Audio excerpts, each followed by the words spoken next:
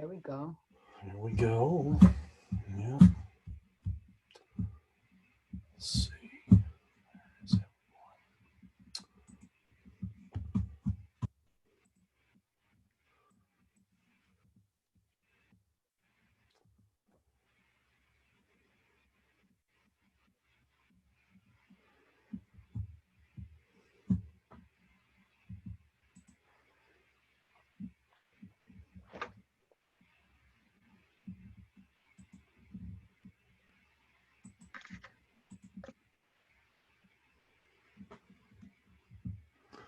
Here we go. Now I'm seeing folks coming in. There's a little delay there for a minute. Hello, everyone. Welcome. We'll give everyone a minute to kind of get logged in and opened up. Looks like we're going on Facebook Live. Let me just check real quick. Yep, looks good. People are coming in. Nice. Welcome, welcome everyone. Thank you for joining us this afternoon. Good to see you all. As you're coming in, do me a favor and open your Q&A. It's the little icon at the bottom of your toolbar that says Q&A, and just tap on that and then type in your name and where you're from, so we just make sure that our Q&A is working. That would be great. I'm just going to check one thing here real quick. So just so you know, we're not using chat. We're using our Q&A to communicate. Thank you. Appreciate seeing everyone. Hey, Todd, how you doing? Good to see Conrad. Nice. Thank you all. Good to see you. Hi, Susie. Nice to see you. Thank you all very much. Good. Looks good. So I guess there's no delay there. I'm just going to check one last thing before just a little bit of delay, and I just wanted to make sure we're good. It looks like we're up and running and good to go. So welcome. This is the Net Effect. I'm Robin Jones, your host and the director of the ABF Career Alliance. So today we have a very special guest. We're looking forward. As you can see her, Miss Marivic is right there with us. And we'll talk, and I'll give her a formal introduction here in a minute. Again, let me just review. We're going to use our Q&A for communication. So if you have any questions, please don't hesitate to put them in the Q&A. Our chat has been disabled, so please use our Q&A. Okay, perfect. So as we move forward here, I could spend the next 20 minutes introducing this wonderful lady. And so what we decided, and we decided together, is that we thought we would have a brief introduction, and then we would journey with Marivic, because she has some incredible stories, and I want you all to be able to get to know her as I have. It's just been so fun. So she has over 35 years of experience working for nonprofit, public, and private sectors. As a nationally recognized policy leader, activist, and social entrepreneur. I love that word. It's so fun. We're going to learn what that means. And she has served on the staff of mayors as the chief executive. And now she's presently executive director of High Ridge House. So Marivic, welcome to our show. Thank you, Robin. What a joy and an honor to be with all of you today and to think through what the Career Alliance is offering for the community, for all students, mid-career people, all folks out there who are interested in other people's journeys and how they use Christian Science or spiritual principles to help make decisions in their career life. So thank you very much for having me today. Oh, we're so delighted. It's just so much fun. So I thought what we could do is kind of start with Marivic's professional career, and that starts with at school and college and university. And so Marivic is from the Philippines, grew up in the Philippines, went to school up until high school. And so take us from there, Marivic. Let's kind of go back and take a quick snapshot of how you got to this picture here at Wellesley. Well, I was I came to the United States in 1976, right out of high school. Since seventh grade, I was a Filipino scholar at the International American School of Manila. And I was also a Filipino scholar. While as a Filipino scholar, most people come to the United States to go to school. Ah, And I was able to apply to school in the US, applied only to 3 colleges, and then got accepted at all 3, but I was offered a wonderful scholarship at Wellesley College. And the funny thing about this story is after 4 years, I became the commencement speaker through oh, how a fun. competition. And I used to say, well, I was fresh off the boat, then became the commencement speaker. And it was just an amazing journey to, first of all, to even graduate from Wellesley College. And it's the same. I followed in the footsteps of Hillary Clinton. She was the last speaker of the 60s, and they stopped commencement speakers. And then a class of 1980, I became the commencement speaker when I won in the competition. Oh, how fun that is. And did you have to decide what language? I mean, I know you speak, probably could have thrown out 4 or 5 different ones, right? Well, I was so nervous about speaking. You had to write it and then you have to present it. And there were all these judges. And the funny thing is, my house mother was one of the judges. And I said, what if I forget the word in English? And she said, don't worry, just say the stuff in any language we all understand. But she spoke 5 languages, so it was so funny. But in that speech, I think it's really been a touchstone of my life and my career. I ended, and I still remember it. It's transformed the world, said Marx. Change life, said Rambo. These 2 orders of the day are for us but one. So I have felt that has helped guide my work, my professional and personal life, of helping transform the world, changing my own life. And that has really been a guiding force as well in my journey. Well, let's move into that journey a little bit. And it's kind of unusual that I bring this slide forward, but I ask every one of our guests, how important is it to have conversations with different professionals or people that, that are outside your lane, or people that you wouldn't even think might be able to help you in your professional career. So you have very interesting kind of start to that, right? Right. Well, it's interesting, most immigrants, they go to the state where they have relatives. So I actually was living with my aunt and uncle first before I got my own apartment, and I was starting to look for work, and they said, oh, they didn't even know my major. It was a very new major. It's urban studies. I had an independent major. I was an exchange student at MIT, which is a sister school of Wellesley.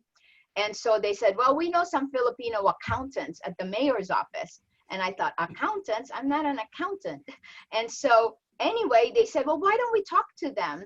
And I said, okay. So I did talk to the accountant at the mayor's office. They're friends of our family. And then she went ahead and gave my name to the executive director of the mayor's office of housing and community development. And I got an interview. There was no job posting, and I was hired. So I think it's really important because you don't really realize where the good will come from and where the connections will be made. But I was even a little bit of a snob, I would say, going, gosh, accountants, I don't have anything to do with accountants. But I was, humble enough to say, well, it's a fellow Filipino. Well, it ended up that I was the only Filipino who was not an accountant at the mayor's office. Well, I just think it illustrates so perfectly, and particularly for our students that have graduated, that are, they're recent graduates, so they're about to graduate, to really think, open up their thought, and if you're being led and directed, hey, you ought to go talk to so-and-so, blaze the trail, right? I mean, that you had that humility to do that. And so once you got in there, tell us a little bit about, landing that job and the kind of things that you did, and where you went and from there. Well, I was the youngest person hired at the mayor's office. My title was program monitor. and I was the only woman in my unit. Everybody was quite supportive of me as a young professional, and I learned so much from my colleagues. And you're showing, I believe, the slide right now, and the mayor then was Mayor Dianne Feinstein, who's now Senator Feinstein.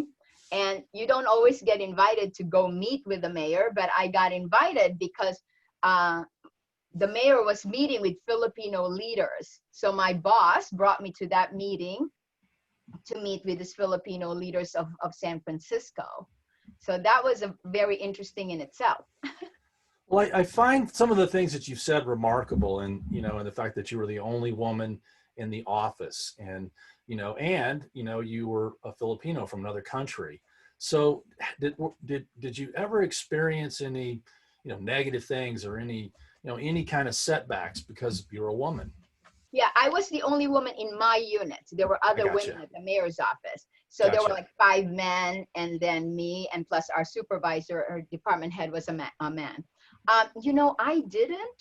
And I think because I was very friendly with everybody, and I really went out of my way to make connections individually with people, from the receptionist to the boss. So that was really nice. The only thing I did experience, which got corrected, was I noticed that I kept doing the same thing as some of the guys, even though some of them had been there longer with the same title. We were had the same responsibilities. So I took a while. I went to the executive director. I'd been there only a few years, and I said, listen, I'm a program monitor. So all these men are program monitors, but they're all making more money than I am. But shouldn't I be making the same amount of salary? And they said, well, let me look into it. Well, would you believe it? I got a 33% increase in salary, and they From corrected it right there and then. Yeah, from you, no, I am not shocked by that, but that is an unusual thing to happen for sure, particularly at that point, right? At that time. Oh yeah, that was like early 80s. Right. And Nobody that's a just big bump, goes to the exec. right? I went straight to the executive director, who was a teddy bear of a man, but I went straight to him and I told him my story, and I said, look, something doesn't seem right in here. Am I wrong? I mean, I was willing to accept it if I was wrong, but I thought I'd point out the discrepancy, and he did correct it so lovingly. Well, and you weren't a Christian Scientist at this time, right? I mean, you hadn't started studying, and so how did that come about?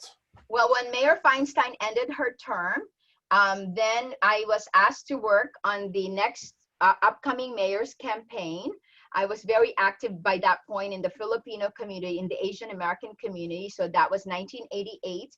And I was asked to help do the first fundraiser for Art Agnos, who was running, who eventually won.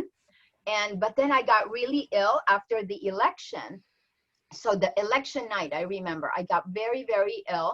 And then I was rushed to the hospital, and I then was diagnosed with tuberculosis infection. And I knew I didn't have tuberculosis of any kind, because every person that comes to America has to carry an X-ray when they walk in through immigration. And so I was shocked. I said, this is impossible. Well, I was quite ill, and you're issued this hospital issued, government issued medication that you have to take. So I had to take that. I lost 30 pounds. I lost my hair. And then I actually went to Hawaii, invited by some friends, to recuperate. And during that recuperation, it was on Easter Sunday. I'd been praying and praying to be healed. I threw all my medications into the ocean when I arrived, because it was making me ill. So on Easter Sunday, though, I really had this craving, this yearning to really understand what was happening to me. And so, of course, I was also very depressed during this time. And I had a friend who was a sailor. He ended up taking me to church, to a Christian Science church. It's actually, I believe, posted in the Mother Church website, my little story around this. And it was on Easter Sunday, I found Christian Science. And would you believe, 2 days later, I was to move to Boston, the world headquarters of Christian Science. And then that did it. That was the beginning of the journey, and here I am. Well, that's amazing. From 1989. So I was so blessed to have found Christian Science because I was always so fearful and sickly as a child, like Mary Baker Eddy. But Christian Science helped strengthen me, but also helped really turn and transform my career, and I could use it in the kind of work that I was doing. But it just gave me a grander and different viewpoint in life. So how did it shape what was happening next? I mean, how did Christian Science help you move into the next phase? Yeah, so then the next phase, I move almost every 5 to 7 years because of career opportunities. I then helped start a shelter for homeless teen mothers in Boston because I was living in Boston, and so that was a wonderful thing called Just the Start House. After that, I went back on a vacation to the mayor's office, and they said, well, do you want your old job? I said, no. And then they were starting a brand new program, which I will share again later. But it was, they said, well, we want to start this new thing, helping improve the communities, but there's so much gang violence. So why don't you think up of a concept of what we could do? So I thought up of a youth service corps. It was called the Summer of Safety, and we were the recipient. San Francisco was the recipient of the very first AmeriCorps program. We got a grant for $650,000. I was able to employ about 100 people, and these are all young people, and a lot of them were gang members or former gang members, and it was an amazing experience. So because of that, San Francisco then also became one of the very first sites for AmeriCorps. And I will share later how that idea now we're using for a Christian Science Youth Service Corps.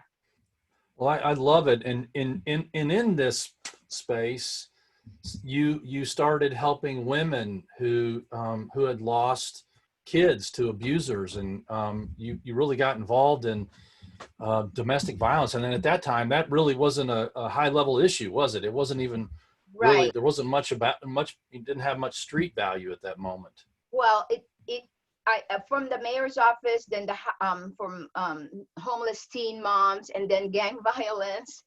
I was going through every social issue. Then I was hired to be the associate director of the Pacific Center for Violence Prevention. It was a $40 million youth initiative, the biggest in the country, reducing access to youth, guns, access to alcohol, and using prevention instead of incarceration. Because at that time, we were incarcerating mostly young men at $28,000 a year. Wow. So after that, it was such a successful thing. The foundation that funded it asked me to I started my own private consulting company, and my clients were the foundations that I had worked with. And so I did my own consulting firm for about 9 years.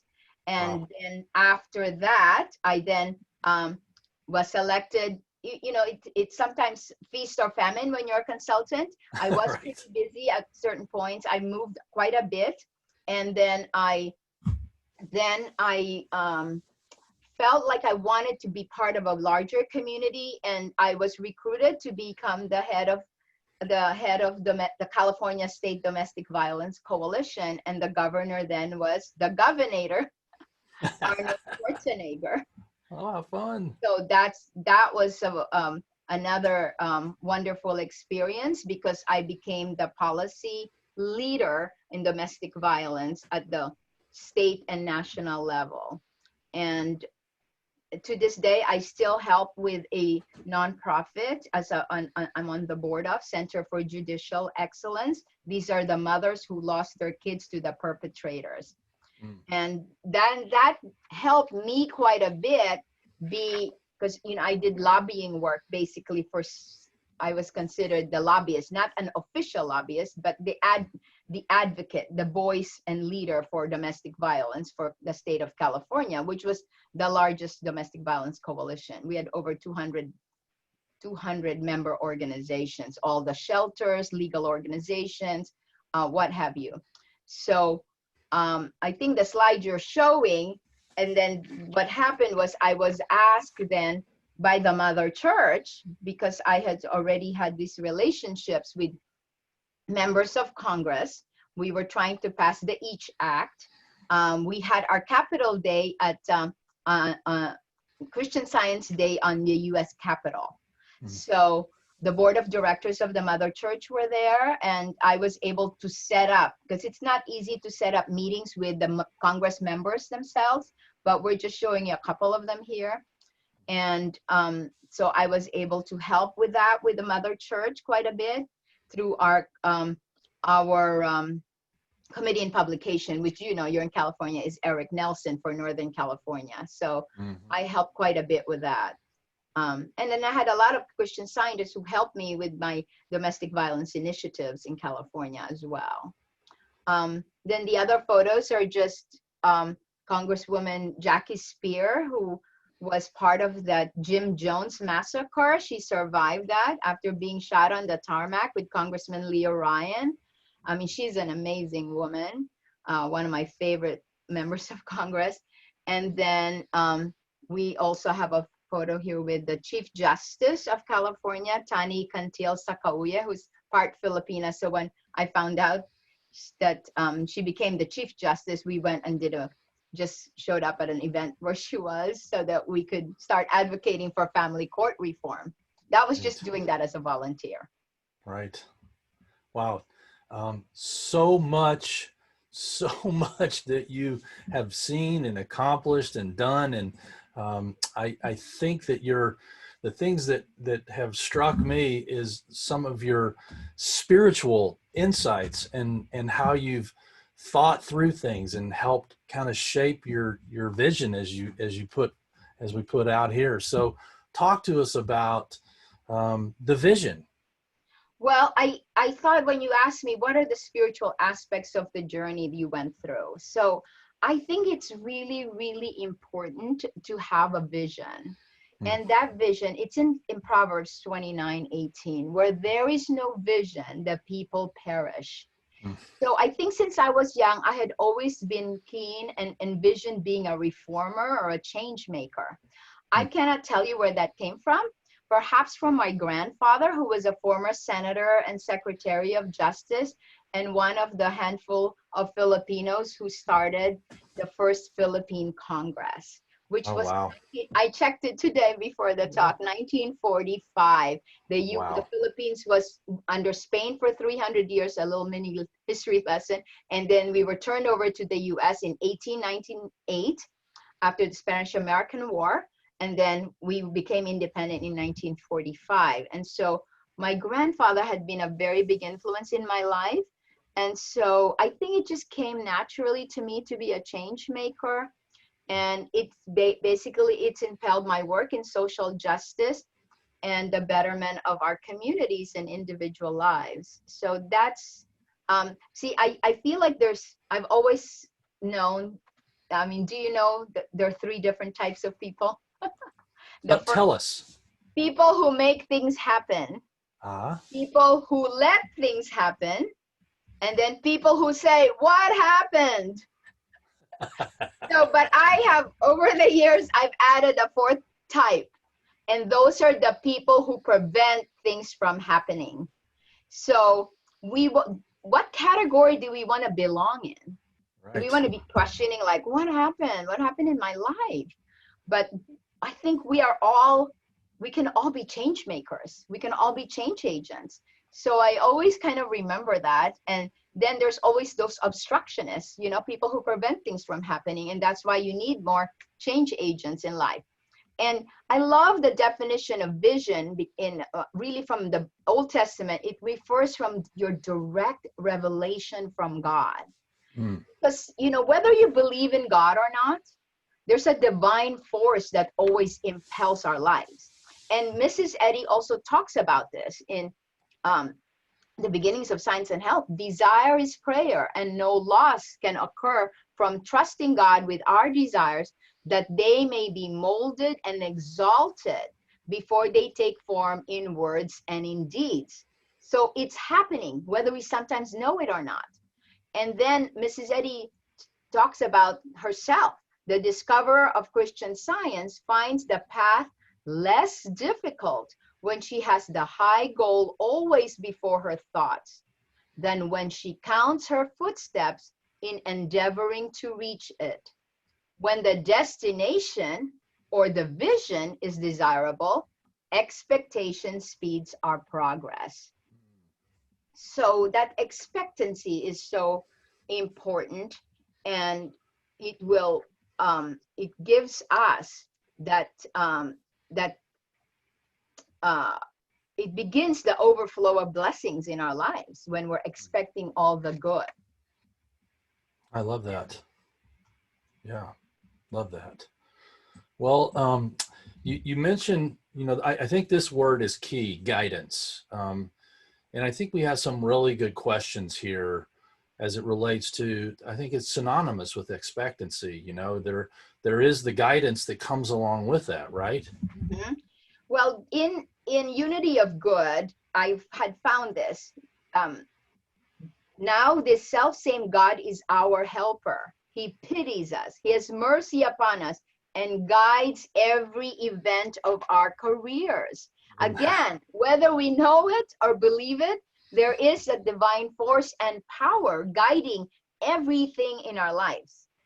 So I think the three important questions to ask is, are we open and attuned to this guidance? Second, are we willing to listen and be obedient and follow that guidance? And then the third is equally important. Do we have a receptive heart to receive the blessings that will come from it? There will always be a blessing, because no matter what, God is guiding us. That divine love is guiding us at every moment. I think that is so important to see that. And then, the action piece, right? Yeah, well, action is so important.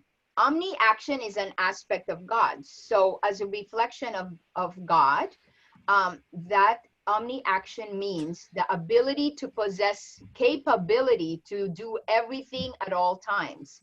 So it's something that we have to continuously demonstrate and learn to demonstrate.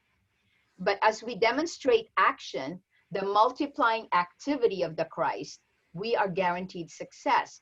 So I found this amazing statement from Mr. Paul Stark-Seeley, a former Christian Science teacher.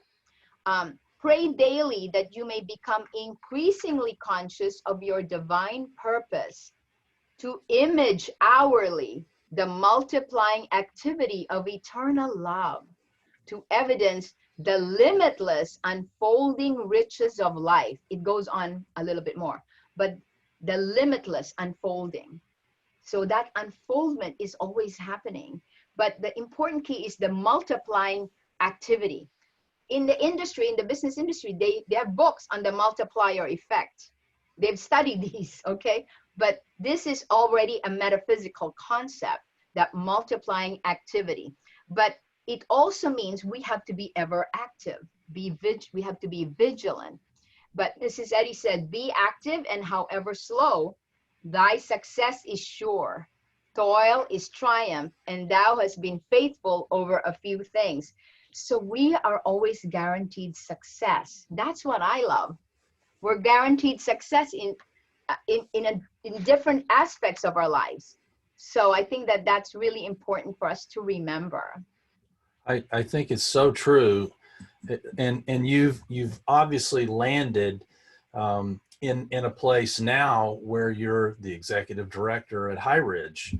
So what does your landscape look like now? I mean, you're taking all this incredible experience, all these unbelievable journeys, and all these people that you've met and know, and so how's everything working today? Well, I serve as the executive director of High Ridge. I'm also the development director. So I think of it as a servant leader. Actually, I became the director of dishwashing during the pandemic. We were in lockdown. I actually loved that job so much. I really enjoyed it. But I think that this is what Jesus taught us, right? To be disciples, we have to be servants. And so that's so important. The thing that's happening in Christian Science nursing, there's so many exciting things happening, is to be collaborating with other change makers. So it has forced the whole nursing field to no longer be siloed, to collaborate with one another. So those are all the Christian Science nursing facilities, all the Christian Science nurses, the philanthropy forum, which are all the funders, and then the mother church. So we've been working for the last 2-3 years now to really collaborate. So there's such an exciting energy going on. So I want to share with you one of the exciting initiatives. So we have now started the Christian Science Nursing Youth Service Corps, patterned after the Youth Service Corps we started in San Francisco. And these are young people ages 18 to 30. We can go as young as 16. And we have an amazing website done by young people within the first 5 hours. They put it together. I invite you all. There's a fantastic video to watch. And it's really about, we are all nurses within. So if you try to cheer somebody up, you already performed the duty of a nurse, all the qualities of a nurse. So we're trying to really instill in young people how to become a nurse for their community. So right now, I'm also the organizational nurse for High Ridge House, because my patient is the organization every day. And so I have to watch what we do.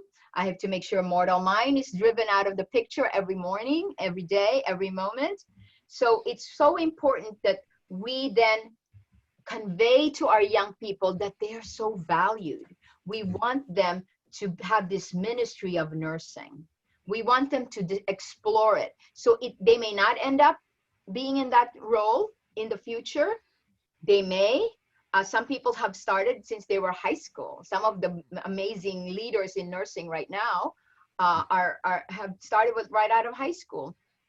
Some are executive directors in nursing facilities. So I think it's really important to then use the lens of Christian Science nursing to help them with their career path as well. So I'm inviting you all to really explore comforterscalling.org and watch out for that really cool video that our young people did. And if you want to be involved, it will be starting in January. And we're starting as a pilot program. And we have had a lot of interest. And so we're just really excited about this really wonderful new opportunity for young people. I think that's something we've neglected in our movement. I helped start TMC Youth with Chet Manchester, and we interviewed young people all around the world and the country. And our young people are really looking for an opportunity where they can participate, where they can be valued. You know, young people are so idealistic. They join Peace Corps, they join Teach for America, all kinds of things. So we need to have avenues for them to join. The other exciting group is called Communities of Christian Caring. I'm also a member of that. It's looking at how can we be a more caring community for all the members of our church block. You will hear more about that. The other thing that we're doing in our landscape right now that I'm excited about at High Ridge House is expanding the borders of our tent, is what I call it. We were honored and selected to be a field placement site for Union Theological Seminary. It's the oldest seminary in New York City, where a lot of preachers, ministers have graduated from. You see that picture, you should check it out. So we are going to have a graduate intern working for us who's a Christian Scientist, Shelley Burt, who is pursuing her master's in divinity. And so that is just really what, Mrs. Eddy wants us to step outside into the world. And so we're trying to do that in incremental steps here at High Ridge House and just embracing our community. I just attended the orientation, and then there will be a commissioning of all the people that will be placed in various nonprofits with the Union Theological Seminary. So we're very excited about that. That is exciting. Congratulations. What an honor that is. Boy, really neat. So our top 3 takeaways. I can't believe how quickly we get to this. It feels like we just started. But on reflection, tell us about your top takeaways. Well, it's always hard to come up with only 3 top takeaways. Right. But I think a very important one is this. It's called reflection requires no effort. I have to share a little brief story because I was so resistant to this concept. I was at my job. I was talking to a Christian Science practitioner who said to me, Marivic, you got to work on reflection requires no effort. I argued with a practitioner. I said, that's ridiculous. Imagine I'm that. the development director. I'm the executive director. There's so much work that needs to be done. I mean, you know, I have 16-hour days some days. And then God said, be quiet. Just listen. So I hung up the phone and I thought about it. And I said, okay, God, I'll think about it for 2 weeks. You know how we do that with God? You gave God a timetable, did you? I said, I'm gonna try it for 2 weeks. I didn't do any study or anything at all. Yeah, I've never done that. The first week, in a few days, I received a check at my desk. My mail was brought to me for $420,000. Wow. We received a check. High Ridge House did. You know, don't forget, I'm the development director as well. Sure. So I said, okay, God, I'm kind of paying attention now. I think that helps a little bit.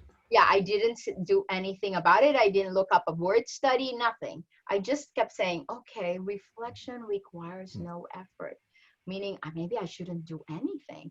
So I didn't do anything, but every day I would just repeat that. And so every night I'd ponder it. But wasn't so serious about it. I have to tell you that within that 2-week period, I then got this envelope, an anonymous envelope brought to me that just had my name. Another one. Oh, yeah, I just thought, oh, I got a mail from a friend.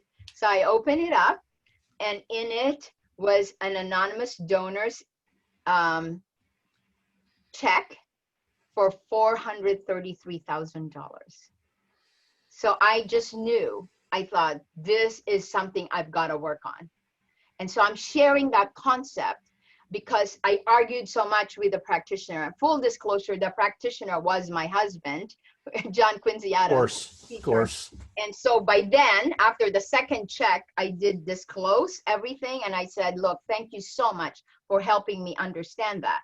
I'm still working on this. This was 2.5 years ago. So I'm still, pondering what that really means. And, but, it is important though. God expects us to do the human footsteps, but it's always important to know that that foundation is there as God's reflection. So the second takeaway is a bit of a tricky one. I call it the privilege of the struggle. We must not deprive ourselves or another the privilege of the struggle. Why? Because it is through the experience of the cross that we can wear the crown. I know so many of us have had very difficult situations, experiences, and we're always thinking, God, when is this going to end? I've built up enough character. I don't need more character building experiences. But it's through the struggle we learn the very important lesson of humility, which our leader so exemplified. And here's what she had to say, which I found. And I quote, I had to learn the lesson of the grass. When the wind blew, I bowed before it. And when mortal mind put its heel upon me, I went down and down in humility and waited until it took its heel off. And then I rose up. That's from Robert Peel's book, Years of Authority. And we know how Mrs. Eddy, who moved so many times, who was homeless a few times, she rose up to be one of the greatest women in history and the women of her time. And so I think it's just so important that when we're having to sacrifice or we're having such a difficult time, to know that there is a privilege with that experience, that the demonstration will happen. That demonstration is going on. And we just have to trust that that will happen, the healing will come. And being mindful of the time. And the final one is, we are ambassadors for the Christ. I love this one. Yes. In the Bible, it says, ye are the light of the world. Are you letting your light shine? How are you going to let your light shine? So I kind of just came up with this. And so I'm still thinking this through. And I think when you are an ambassador, you are a person who acts as a representative or promoter of an activity. You know, they're also called an envoy, an emissary, an agent, or in our case, a minister. We're all ministers of the Christ. So I know sometimes people think the Christ, you know, it's really the spiritual idea of God. So it's really important to think, when you're an ambassador, you get appointed. It's a divine appointment when you're an ambassador for the Christ. You then go to any ambassador has an embassy. That embassy has a range of consular services. Mm-hmm. So you report to your embassy. When you're in your embassy, everything is provided for you. Mm-hmm. You have a home, you have an office, you have even a driver, you have all your full staff provided. So in our case, as we think of our lives, as we think of our careers, our ministry, we can be these ambassadors for the Christ. And that's the way we're going to let our light shine. Because if we just think of ourselves that I'm not important, you know, I don't matter at all, then it's not going to help. Or I'm afraid. I'm afraid. Yeah, I mean, so many times I have, in conversations with our recent graduates, you know, folks in that space, they're afraid to even say that they're a Christian, let alone have conversations about the Christ. And the way you're describing this and talking about this, you're talking about living it. You're talking about having it as a focal point of expressing that idea of the Christ. I love that. Well, I just think it's so important. We don't have to be embarrassed or ashamed or timid. That's false timidity. You know, you don't want people to know you're a Christian Scientist. Everybody knows I was a Christian Scientist. We could never have a meeting in the entire Domestic Violence Coalition on a Wednesday night because everybody knows that I have to be at church. So, I mean, people don't have to be that open about it, but I just think it's really important to share because that's what's unique about us. That's what's unique and beautiful about you. Each one is a unique spiritual idea. And so it's when you let your light shine, everyone's going to get attracted to that light. Everyone's going to be like, I want to know what that is. I want to hear more about what that is.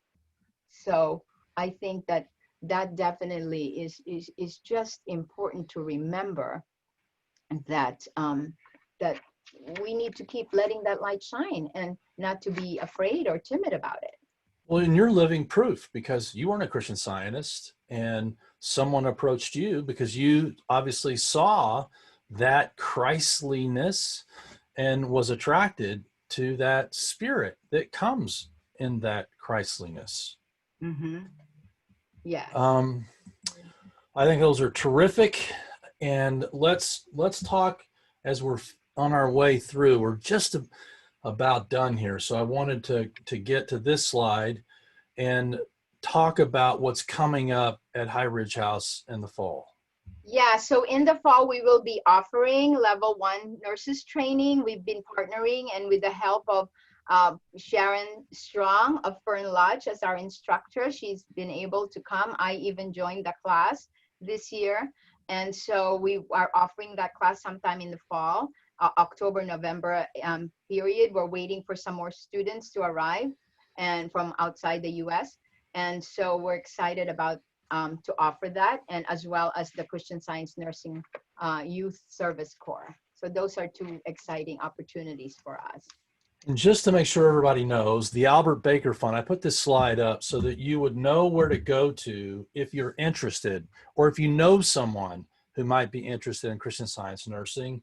And they need financial assistance. The Albert Baker Fund does that. In fact, if you go to the albertbakerfund.org and you click the apply button, you'll see this drop down menu that I have here on the screen. And then you'll see a section called Christian Science Nursing Education.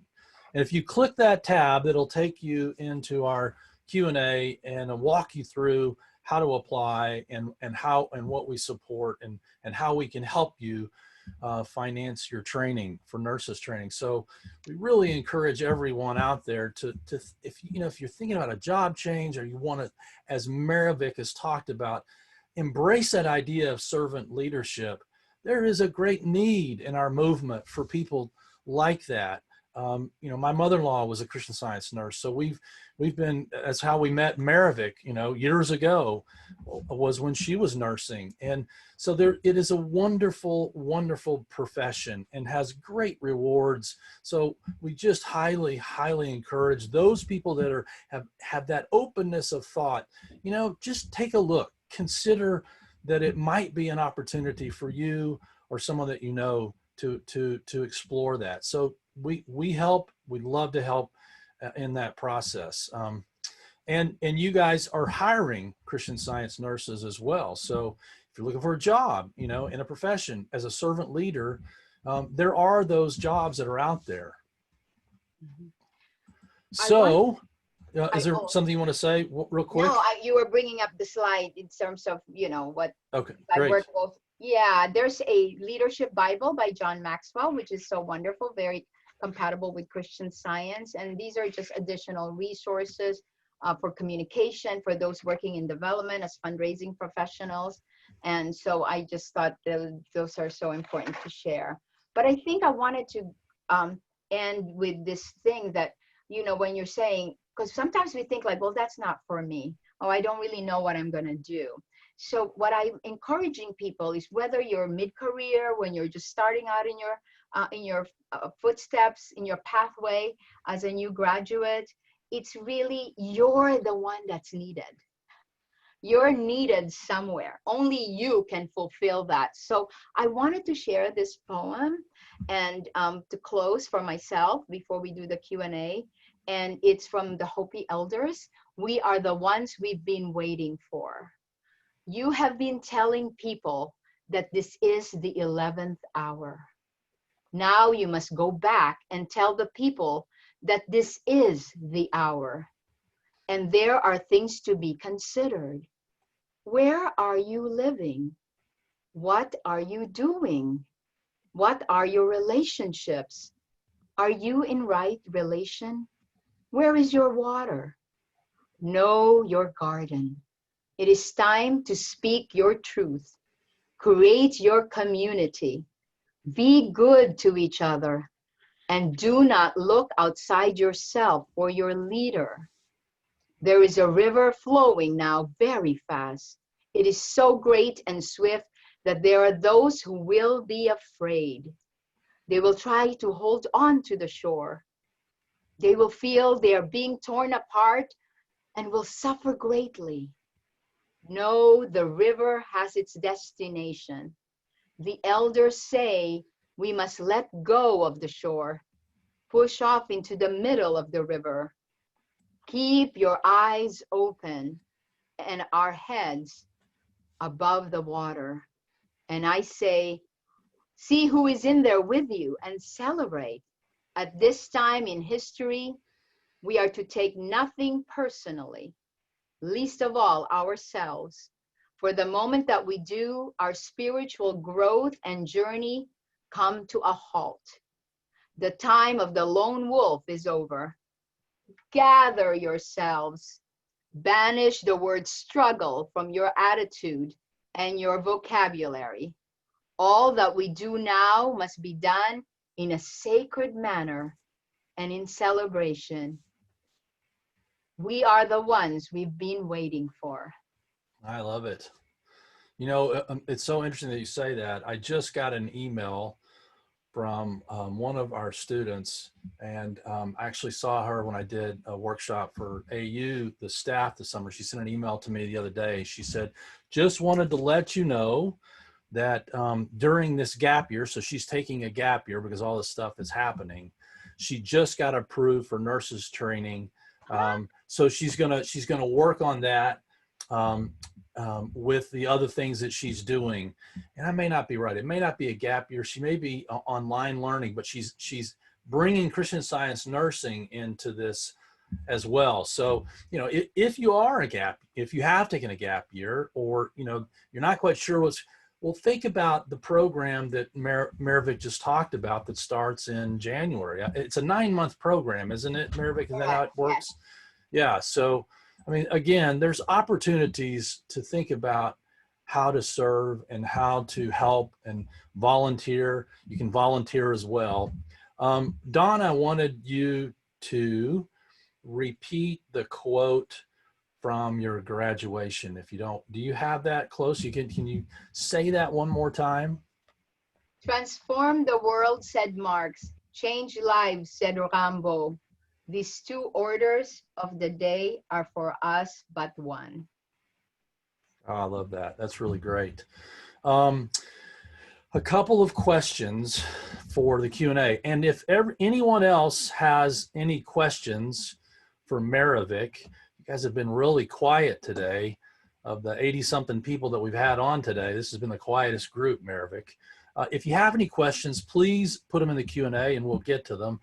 This one relates back to the very beginning, which is, you know, I graduated with in 2014 with a BA in International Studies. Thanks to ABF, you're welcome. We love helping students like that. That's our job, that's our mission.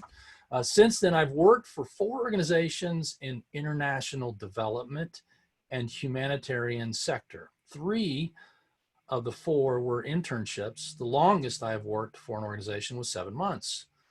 Currently, I'm applying for jobs. Is it wise to apply for another internship?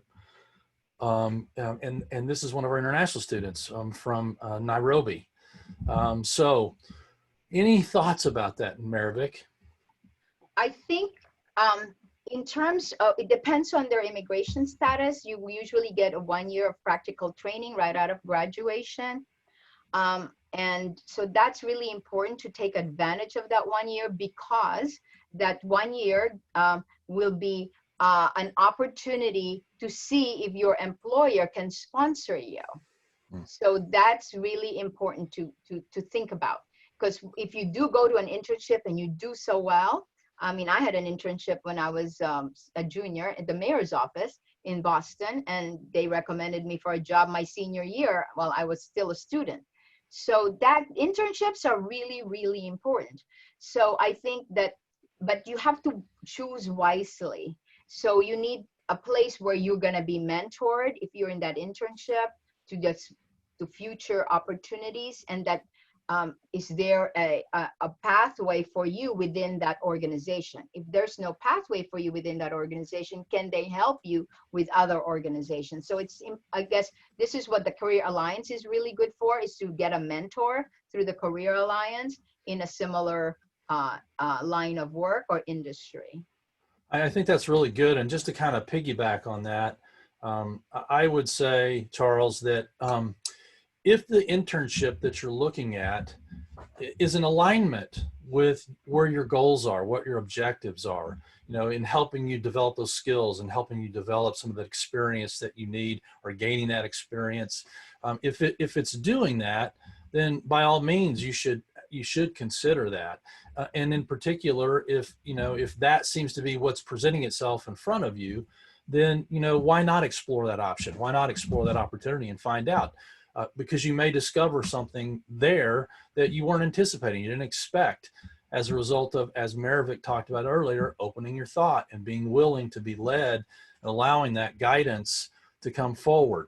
So I did launch our poll, and we appreciate so much your willingness to help us with these polls. So please take a minute and fill out the poll and submit it back to me. I can't remember who it was, but someone asked if I'd go back and pull up the guidance slide. Let me just do that real quick. I don't usually do that, and we're running out of time here, kind of gone over. I always do. I always try to get it close, but there's so much good stuff to talk about. and I didn't want to shortchange you all and hear those wonderful things from Marivic. So here's the slide, but let me just tell you this, that this is going to come tomorrow in an email. So in other words, I will send the recording out to everyone that attended, plus those that didn't. So you'll get this slide tomorrow as well. So I'm going to move back forward here and get to another question here, Marivic. And the one that I wanted to talk about was, we had this question last week, but I wanted to bring it up again. And that is, how do you go about, if you're interested in making connections with people internationally? You obviously have made tons of connections, and you may be one of the best people I've ever met at making connections. What do you recommend to someone like that? How to answer that?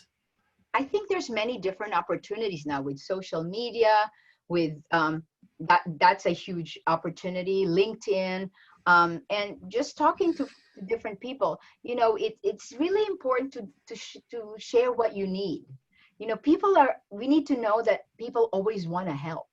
That's a natural quality everyone has. So if you just say, you know what, I'm really looking for someone who can help me with this, or someone who can help me with my resume. I love working on resumes. So I always tell people, even if they don't ask me, say, oh, send me your resume. I love working on resumes. And I've mentored quite a lot of young people.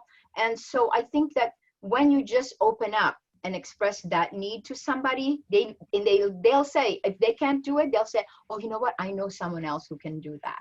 So that's part of the multiplying activity of love, because people will be able to help you. And so again, that's the thing. Don't let fear. The two biggest Goliaths are fear and doubt. The two biggest Goliaths. And so we have to conquer those two things when we're trying to think of work, when we're trying to think of our life's work and what's going to be meaningful for us to do. So as we conquer those two things through prayer, through just being quiet, quieting the crazy mind sometimes, then that will go away. But there's so many opportunities but it's not just enough to network. You have to connect and create relationships. I'm in touch. Yesterday, somebody I worked with at the mayor's office had called me. You know, I've known this man since I was 22. He just called me out of the blue. And so I thought it was so interesting, because we were working on this, and I told him we found that slide with Dianne Feinstein. He was my colleague at the mayor's office, one of the men in my unit. So I've stayed in touch with him since, 1980. So I think that's just so important to do. And then they lead you to other people. I love it. I think that's a great answer. So a couple last things, Alina, future guest speaker, by the way, she's coming up. We will share the link for the poem, the Hopi poem, I'm assuming. So Marivic, if you can get that to me, I'll get that into the email as well. And then someone asked for the Paul Stark Seeley quote as well. Okay. I'll send that. So as soon as I get that from you, I'll get that into the email that goes out tomorrow with the recording link. Does anybody else have anything else? Because otherwise we got to move forward. I can't believe I'm going to end the poll. Thank you all. I appreciate that so very much. And I am going to move in. So Marivic's talked about the ABF Career Alliance, and this is where you go to participate.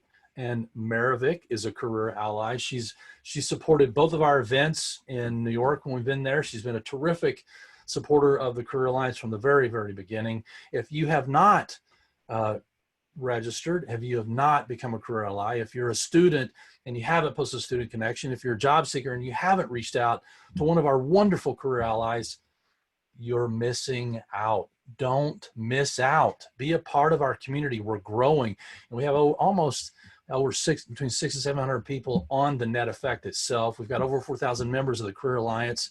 Wow. There's a lot of really fun things happening here, and it shows that our community has that sense of fellowship and brotherhood and sisterhood. It's remarkable. And here's Marivic's Career Connection. So it's posted on the ABF Career Alliance, and any one of those links, job seeker, student, or career ally, you'll see our Twitter feed. And all you have to do is just click on this link and log into the Career Alliance, and you can reach out and we'll help you connect with Marivic. We have tons of resources, tons of tools, news, inspiration, success stories resources, and the best, bar none, online career course there is.